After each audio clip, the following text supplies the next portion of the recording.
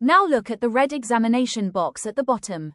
It says, the poem ends not with a vote, but with an apotheosis. David's word is underwritten by God's thunder. This is a powerful way of remembering Dryden's political argument. Let us first understand the word apotheosis. Apotheosis means the elevation of a person to an almost divine or godlike status. Dryden's poem ultimately gives David's authority a sacred dimension.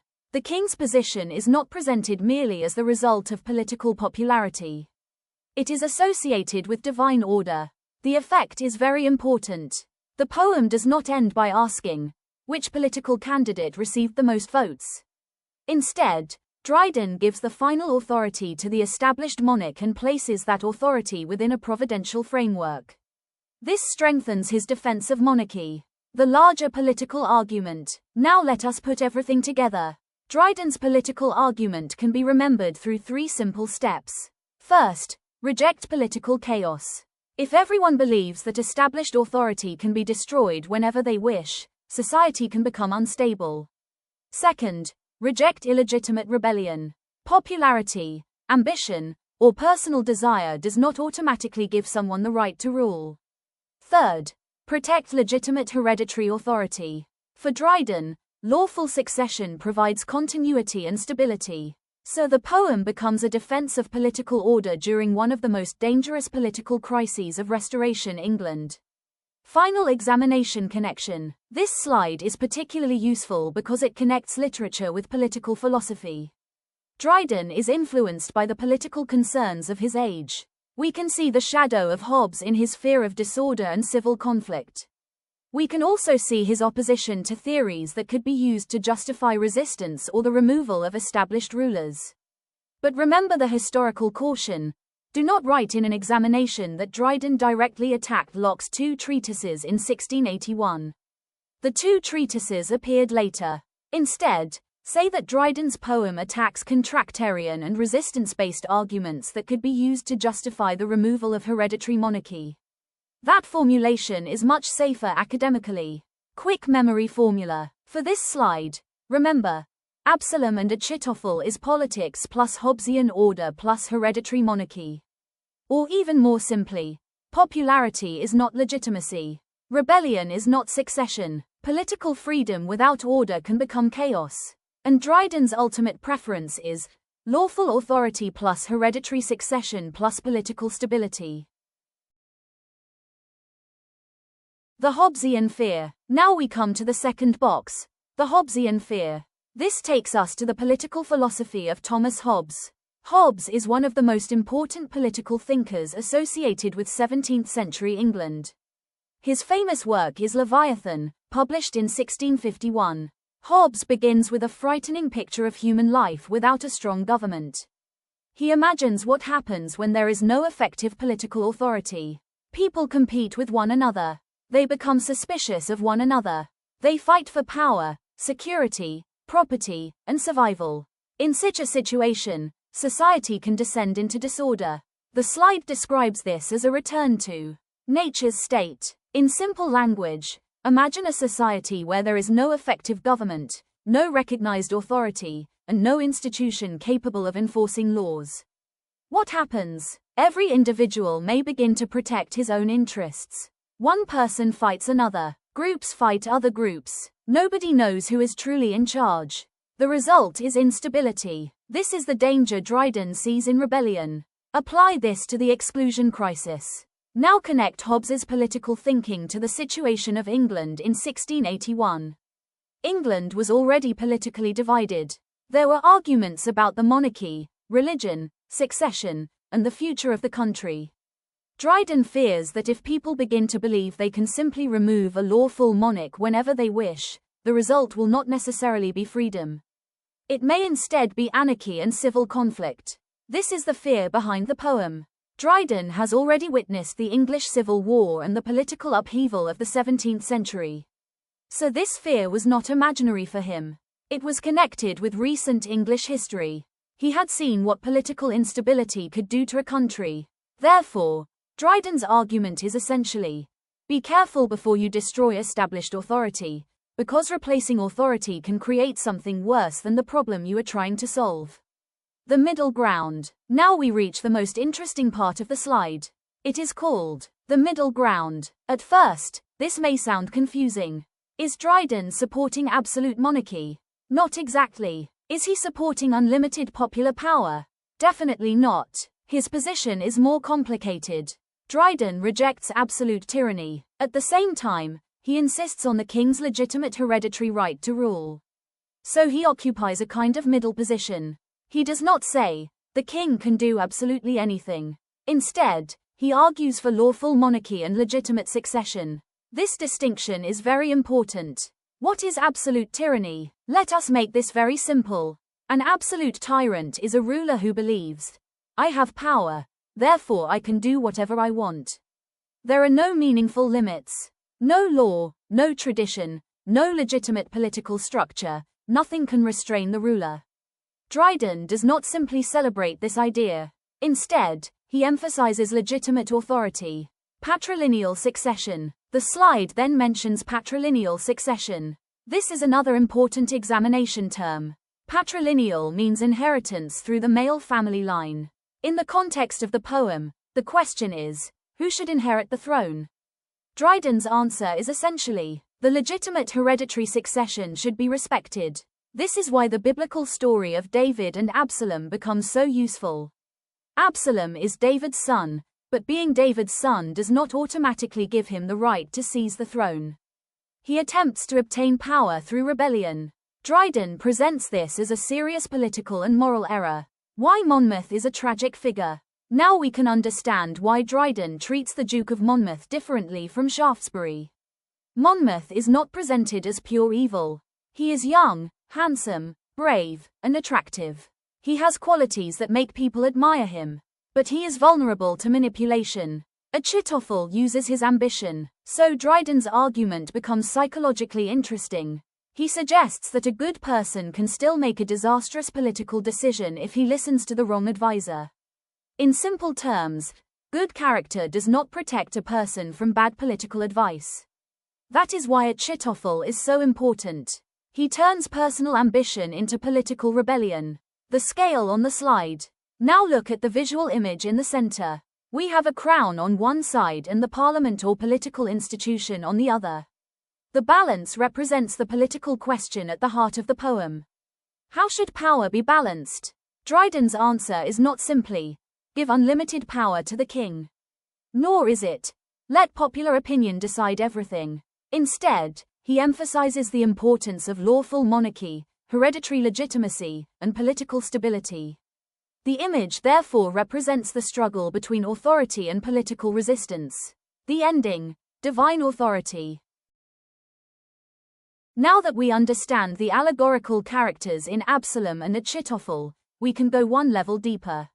This slide is extremely important because Dryden is not merely telling us a political story. He is also presenting a theory of government. In other words, Dryden is asking a fundamental question. Who has the right to rule a country? Can people simply remove a king whenever they become dissatisfied with him? Or does a king possess a legitimate right to rule that cannot easily be taken away? To understand Dryden's answer, we need to look at the three ideas on this slide. The attack on Locke, the Hobbesian fear, and the middle ground. There is one important historical clarification before we begin. When this slide says, the attack on Locke, we should understand it as referring to the kind of contractarian or resistance theory associated with John Locke, rather than suggesting that Dryden was directly attacking Locke's published two treatises of government in 1681. Why? Because Locke's two treatises were published after Absalom and Achitophel, in 1689. So, for examination purposes, remember the safer idea. Dryden attacks the political theory that treats government as something that can be changed or dissolved by popular choice. Now let us understand this carefully. The attack on contract theory. The first box says, Dryden viciously satirizes social contract theory, the idea that people can make and unmake kings at will. Let us simplify this. Imagine that a group of people says, we have accepted this king as our ruler, but now we don't like him. Therefore, we will remove him and choose another ruler. The basic idea behind some forms of social contract theory is that political authority is connected with an agreement between rulers and the governed. Dryden is suspicious of this kind of thinking when it is used to justify rebellion against a lawful monarch. For Dryden, the monarchy is not simply a temporary arrangement. It is part of an established political and hereditary order. Therefore, people should not behave as though choosing a king is exactly like choosing a representative or changing a political leader whenever they become dissatisfied. Why is this important in Absalom and Achitophel? Think about the relationship between David and Absalom. David is the king. Absalom is his son. Absalom has popularity. He is attractive, young, brave, and admired by many people. So, politically speaking, Absalom has support. But Dryden's argument is, popularity does not automatically create legitimate authority. This is a very important distinction. Someone can be popular and still not have the legal right to rule. Think of a simple modern example. Suppose a school has a properly appointed principal. A student may be extremely popular among all the students. Everyone may like that student. But popularity does not automatically make that student the principal. There is a difference between being popular and having legitimate authority. That is precisely the political distinction Dryden wants his readers to understand. Now we come to one of Dryden's most brilliant and entertaining satires, Mac Flecknoe, published in 1682. If Absalom and Achitophel showed us Dryden as a political satirist, Mac Flecknoe shows us Dryden as a literary satirist. Here, Dryden is not primarily attacking a political system. He is attacking a rival poet. And he does something extremely clever. Instead of simply saying, Thomas Shadwell is a bad poet, Dryden creates an entire imaginary kingdom. He makes bad poetry look like a political dynasty. He creates a mock king, a mock succession, a mock coronation, and a mock kingdom of stupidity. That is why the title of this slide is, The Mock Succession. Let us understand exactly how Dryden creates this satire. First, who is Thomas Shadwell? Before we understand the poem, we need to know the target. The central target is Thomas Shadwell, a Restoration dramatist and poet who had political and literary differences with Dryden. The disagreement between the two men was not simply personal. It had both literary and political dimensions. Shadwell was associated with Whig politics, while Dryden strongly supported the Restoration monarchy. But Dryden's attack in Mac Flecknoe is primarily a literary satire. He attacks Shadwell's writing, his supposed lack of poetic talent, his dullness, and his inability to produce genuinely imaginative poetry. So the poem becomes a devastating literary portrait. The target. Now look at the first box. It says, a vicious, career-ending takedown of rival poet and Whig sympathizer Thomas Shadwell. The phrase, takedown, simply means a very powerful attack. Dryden wants to destroy Shadwell's reputation as a poet through ridicule. But here is the clever part.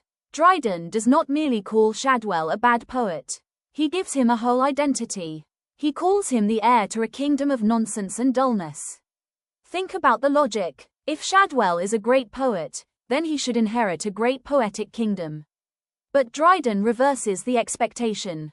He says, in effect, if Shadwell is the greatest representative of bad poetry, then he deserves to become the king of bad poets. That reversal creates the central comic effect. The mock panegyric. Now let us look at the right side of the slide. It gives us the word, mock panegyric. This is one of the most important terms to remember. First, what is a panegyric? A panegyric is a formal speech or poem of praise. For example, imagine a king receiving a grand speech. You are the greatest ruler, the wisest man, the bravest warrior, and the glory of the nation. That would be a panegyric. Now imagine that the speaker uses exactly the same grand language, but the person being praised is actually foolish and incompetent. That becomes a mock panegyric. The praise sounds serious on the surface, but underneath it is completely insulting. That is exactly what Dryden does in Mac Flecknoe. Richard Flecknoe. Now we need to understand the name Flecknoe. The full name is Richard Flecknoe. He was an actual 17th century poet and playwright. Dryden uses Flecknoe as the imaginary father of the kingdom of dullness. The poem begins by imagining Flecknoe as an aging ruler who has to choose his successor. And who does he choose? Thomas Shadwell. Why? Because Dryden jokingly suggests that Shadwell is the perfect person to continue Flecknoe's kingdom of literary stupidity. So the poem creates a fake royal succession. Flecknoe becomes the old king. Shadwell becomes the heir. The kingdom becomes a kingdom of dullness, nonsense, and bad poetry.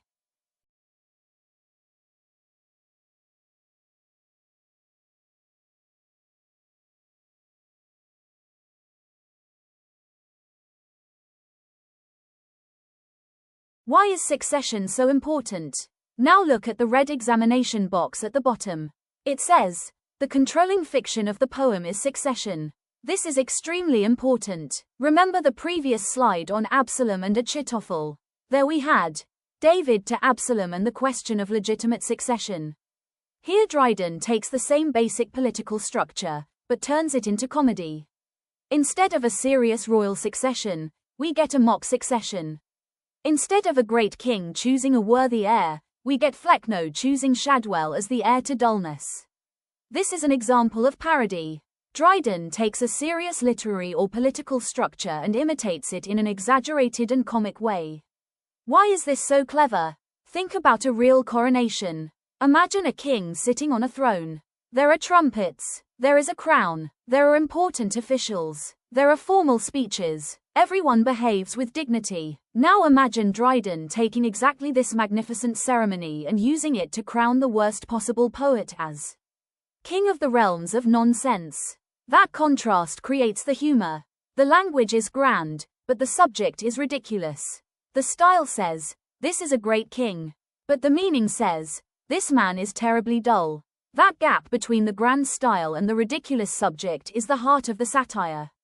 The mock-heroic method. This brings us to an important literary term, mock-heroic. A mock-heroic poem imitates the style of epic or heroic literature, but uses that grand style for an ordinary, ridiculous, or trivial subject. For example, imagine describing someone losing their television remote as if it were the Trojan War. You might say, the mighty warrior searched through the sacred chambers, fighting cushions and blankets, until at last the lost object was discovered. The subject is trivial, but the language is heroic. That contrast creates comedy. Dryden does something similar in Mac Flecknoe. He gives Shadwell an epic-style succession, as though he were a great monarch. But the kingdom he inherits is the kingdom of dullness. The technique, high and low. Now look at the third box. It says, masterfully mixes high mythic resonance with low, Rabelasian, scatological humor. This sounds complicated, so let us break it down. First, high mythic resonance. Dryden uses the language and structure of mythology, epic poetry, royal succession, and heroic achievement. Everything sounds enormous. Everything sounds important.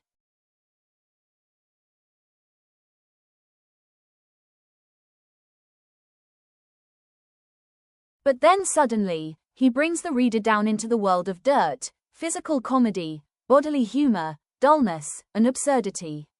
This creates a huge contrast. The poem moves between high literary language and low comic subject matter. That contrast makes the satire much more powerful. What does Rabelasian mean? The slide uses the word Rabelasian. This refers to the comic tradition associated with the French writer François Rabelais. Rabelais is famous for exaggerated, earthy, physical, and sometimes grotesque humor. So when we call something Rabelasian, we usually mean that it uses exaggerated bodily or earthy comedy. Dryden uses this kind of humor to make his attack on Shadwell even more ridiculous. Why does Dryden attack Shadwell's dullness? Now we need to understand what Dryden actually means by dullness. Dullness does not simply mean that Shadwell writes boring sentences. For Dryden, true poetry requires imagination, wit, invention, and poetic intelligence. The poet should transform ordinary reality into something artistically meaningful. Dryden suggests that Shadwell lacks this creative power. Therefore, Shadwell becomes the perfect heir to Flecknoe's kingdom. His greatest qualification is not genius. It is his supposed ability to continue the tradition of poetic dullness. The meaning of the crown. Now look at the wreath in the center of the slide. The wreath represents poetic honor, victory, and coronation. Normally, a wreath would be given to an excellent poet. But Dryden reverses the meaning. He gives the symbolic crown to Shadwell, not because Shadwell is an outstanding poet, but because Dryden ironically presents him as the greatest possible representative of dullness. This is why the poem is so memorable. Dryden doesn't simply insult his opponent. He builds an entire fictional world around the insult. The political dimension. There is also a political layer here. Shadwell had Whig sympathies, while Dryden was a strong supporter of the Restoration monarchy. Therefore, the attack on Shadwell can also be read within the political conflicts of Restoration England. However, we should not reduce the entire poem to politics. The central joke is literary. Dryden is primarily constructing a satire on bad poetry and poetic incompetence. The political disagreement adds another layer to the conflict. So in an examination, the safest formulation is, Mac Flecknoe is primarily a literary satire, with political and personal dimensions. Why Mac Flecknoe is important in English literature. This poem is extremely important because it demonstrates the power of satirical technique. Dryden combines parody, mock heroic style, mock panegyric, allegory, irony, and exaggeration. He transforms a personal literary quarrel into a carefully constructed work of art.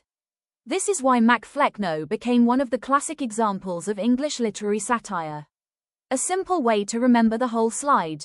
Let us imagine the poem as a fake royal ceremony. Flecknoe is the old king. Shadwell is the chosen heir. The kingdom is the kingdom of dullness. The coronation is the mock coronation. The praise is actually insult. The heroic language is used for a ridiculous subject. And the entire ceremony becomes a satire on Shadwell's poetry. So remember this simple formula. Flecknoe to old king. Shadwell to heir. Kingdom to dullness. Coronation to mock heroic. Praise to satire. That is Mac Flecknoe in 1 minute. Examination revision. For UGC NET, SET, PGTRB, GATE, and MAR English examinations, remember these key points. Mac Flecknoe, 1682. It is a major example of Restoration literary satire. The principal target is Thomas Shadwell, Dryden's literary rival and a Whig sympathizer. Richard Flecknoe is presented as the aging king of a kingdom of dullness. Shadwell is chosen as Flecknoe's successor. The central fictional device is therefore mock succession. The poem is a mock heroic work because Dryden uses elevated heroic and epic conventions for a ridiculous subject. It is also a mock panegyric because apparent praise actually functions as severe criticism. The major theme is dullness versus poetic wit and imagination.